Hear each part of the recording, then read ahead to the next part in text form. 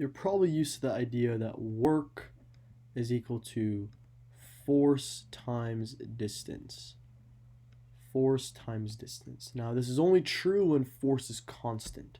So what do we do when we have a force that is not constant, such as the force of a spring, which is determined by the length of displacement of the spring? So if we have some sort of spring attached to a wall like this, and if we have some sort of mass here, let's say, and we pull the mass this way, the spring is going to exert a force which will be this way. And if we pull the mass more this way, the force will be larger. So that means the force is not constant. This is not constant. It's as a function of x, right? It depends on x. So what do we do to find work if this is the case?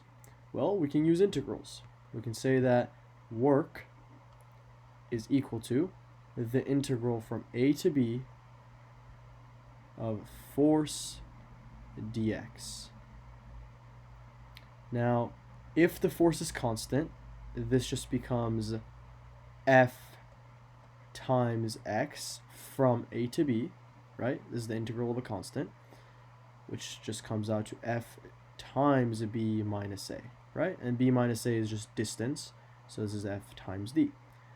So this is true if f is constant. Now let's assume it is not. So we can use this formula to find the work done by a spring.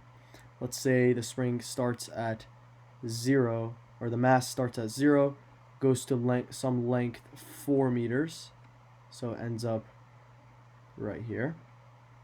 And we want to figure out how much work was done by the spring on the mass in that distance from 0 to 4. And we'll say that the spring constant in this case is equal to 1. So k is equal to 1. So we have the integral from 0 to 4 of 1x, or just x dx, right? Well, this is just equal to x squared over 2 using the anti-power rule, right? We add 1 to the power and we divide by the power and evaluate it from 0 to 4. And this comes out to 4 squared over 2 minus 0 squared over 2. And this is just 16 over 2, which is 8. And work, our units for that is joules. So 8 joules was done from 0 to 4 meters by spring that has a spring constant 1.